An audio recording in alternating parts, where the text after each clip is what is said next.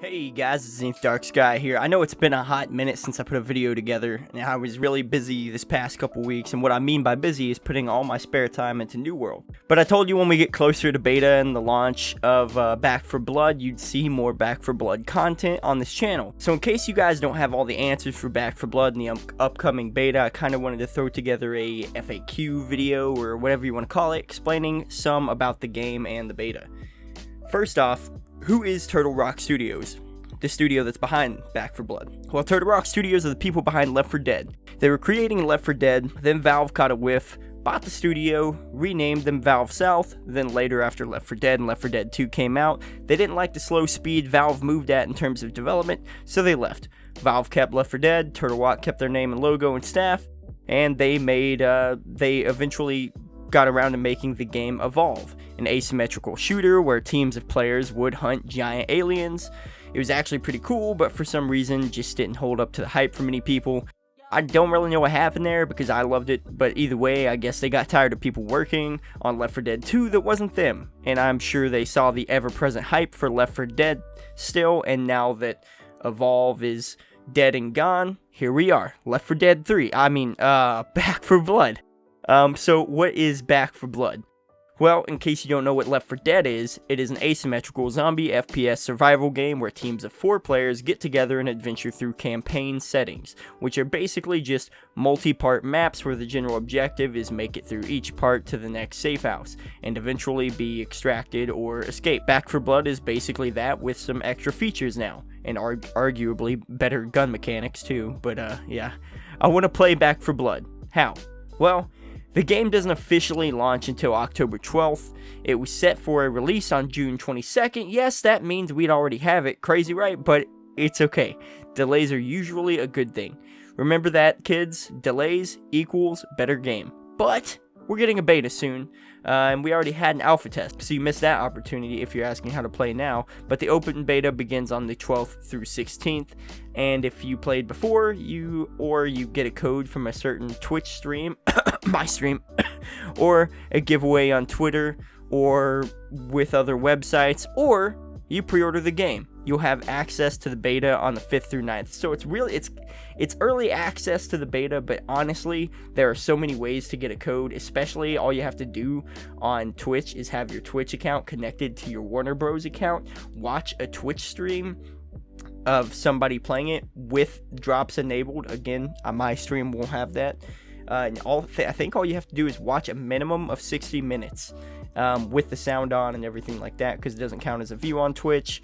Normal Twitch rules apply here, but 60 minutes and you should be able to get a game drop or a key drop to get in the early access portion of the beta. So it's early access, but like, is it really, Either way, but you'll have access to the beta on the 5th through 9th if you get into the early access portion of the beta. If not, you're going to play on the open beta, which is the 12th through 16th, and open beta means open to everybody. So that's cool. Now, you might be like, I want to pre-order the game, but what are my options? Well, this game has 3 different editions to pre-order. Standard edition for $60 that has early access to the open beta, of course, wink wink. Fort Hope Elite Weapon Skin Pack. Now, this skin pack is basically just U.S. military camo looking pack. The green and black camo, and it goes on guns and stuff. Deluxe edition for $90 has the early access to the open beta, the Fort Hope Elite Weapon Skin Pack that we already talked about, 4 days early access to the Back 4 Blood base game. That means you have 4 days early access to the actual Back 4 Blood release when it comes out. And then the annual pass, which is 3 upcoming DLC drops with new story, playable characters, special mutated ridden, and more. Then there's the Ultimate Edition for $100. Now, what does that entail? All the same stuff that the Deluxe Edition had, early access to the open beta, Fort Hope Elite Weapon Skin Pack, 4 days early access to Back 4 Blood, the annual pass, but it also has a 4-character Battle Hardened Skin Pack, so this is just a skin pack for the characters that you can have at launch. So if you don't want your characters to look shitty at launch or normal at launch, besides in-game earning customization and stuff like that, you can have this pack and you're ready to go. And you get additional digital in-game items like a rare banner, emblem, spray, title, all that good stuff. Honestly, I want to try to save up myself and get the Ultimate Edition. I think it's 100% worth it, but I get some people don't want to pre-order, they don't want to buy these things. The good thing is, I'm pretty sure you don't just have to pre-order these editions to get these things. Obviously, the early access you would have to pre-order for, but the actual content and stuff, I think they'll still be available once the game drops, but I'm not sure about that. Now, what makes this game unique from Left 4 Dead? Well, many things really, but namely the card system and the director AI system. They're like the big things that this game is preaching about, that it has that makes it special. On a basic level, at the start of each game and area, players will have a deck that they've put together from cards they've collected, and they will pop up before you begin each area. You pick from these cards that have stat boosts, among other things that will diversify your gameplay every match. The director AI will also be picking corruption cards to be used against the player and modify each and every game separately. These will be things like spawning extra special infected, modifying the size of the horde, stat boosts for special infected, turning out the electricity for a map, increasing the fog amount for a map. The list really does go on. Later, when the game releases, I plan to do some deck build videos for those of you that care for it, to really optimize certain play styles. My play style is going to be melee, so I'm going to have a bunch of melee deck builds, so I hope that you look forward to some of that, but I'll work with some other ones too. So I'm going to take this time to say you should definitely hit that sub button if you want to watch some Back 4 Blood content in the future. I also already have a character trailer breakdown video where I react to the trailer about various characters and give you a general idea on how to play that. Be sure to check that out sometime if you will. Link will be in the description below. Alright, now that we've talked about that and what and how, let me address some potential issues for people in this game, because this game is not without controversy. Okay, so people really have already jumped to the conclusion that this game is pay to win. Is it though? Because I don't really know about that. Here's the deal. The game is going to have add-ons or DLC and a cosmetic shop later after launch. Obviously, cosmetics aren't going to change the game. These are just things like skins for your character and stuff like that, and guns.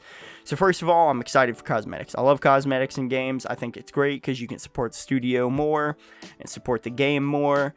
And the more people that buy cosmetics, a lot of times, the more they put out, because they're like, okay, people are liking these, But people got really scared off by the studio recently when they announced that some of the paid content drops, which are DLC that will expand the game in terms of campaigns, characters, special zombies to play as or against in the PvP mode, and cards. Yes, there's going to be a PvP mode. We don't have a whole lot of, we have details on it, but I'll have to do a separate video about that. So keep a lookout for that. Now, don't get me wrong. At first, that sounds scary, right? Oh, and it has cards as well. But you're like, oh, you mean if people pay for these things, they're the only ones to get access to these cards and zombies and such. What if they're exceptionally good?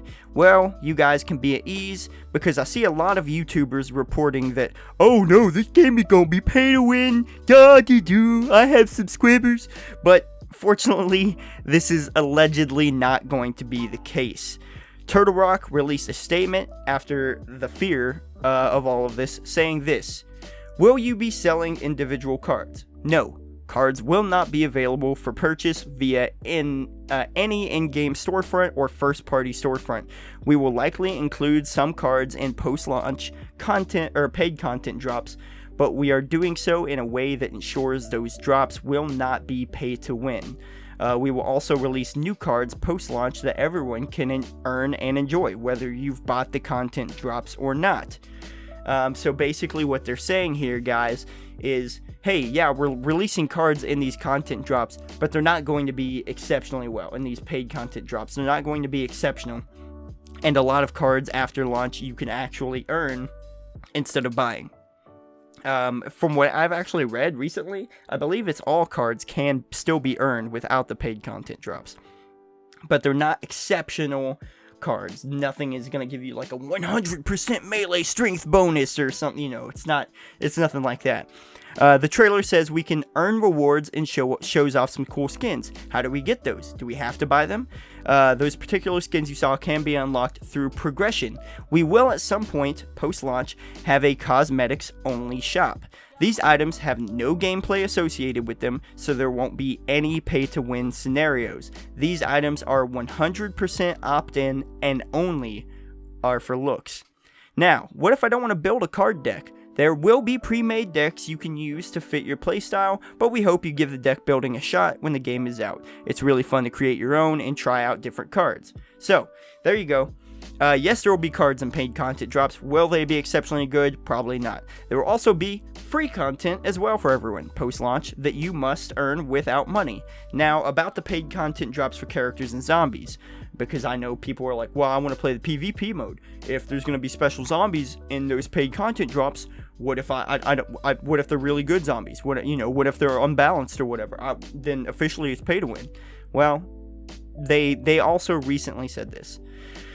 This write-up is meant to provide an overview of how our PvP system allows players to compete fairly, no matter what.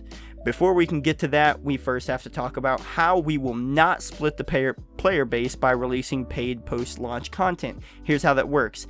In the PvE mode, if your party leader owns a paid content drop, you will be able to play that content with them, including maps, gameplay, and campaign.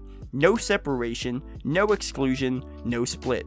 Now, you might be thinking, it's cool you aren't splitting the community, Turtle Rock, but if you're selling content drops, how will PvP not be pay to win? In PvP, everyone who bought Back 4 Blood can get access to all additional PvP content, even without purchasing content drops. Players who don't buy the content drops can earn new playable characters and ridden in PvP for free through progression. Additionally, all PvP players have access to the same cards at the start of each match, regardless of whether those players have purchased content drops or not. We hope this answers some of your questions about what we're doing to make sure there is no pay to win or community separation. Right now, we're still fully focused on getting Back 4 Blood out the door, and we'll provide more information on post-launch content later on. So, there you have it. Your fears are dismissed, hopefully. Obviously, the game isn't out, so we don't know for sure they won't change their minds. So, I'll always say, hey, still be cautious. But I'm holding out hope, and hopefully this video has educated you on how to get into the game, what the game is, and how it probably won't be pay to win. As always, be sure to like the video if this was helpful to you, share so your friends can learn as well, comment down below if you have any additional questions, or just want to share your favorite character or build that you have a plan for, and sub for more Back 4 Blood content soon. Thank you guys.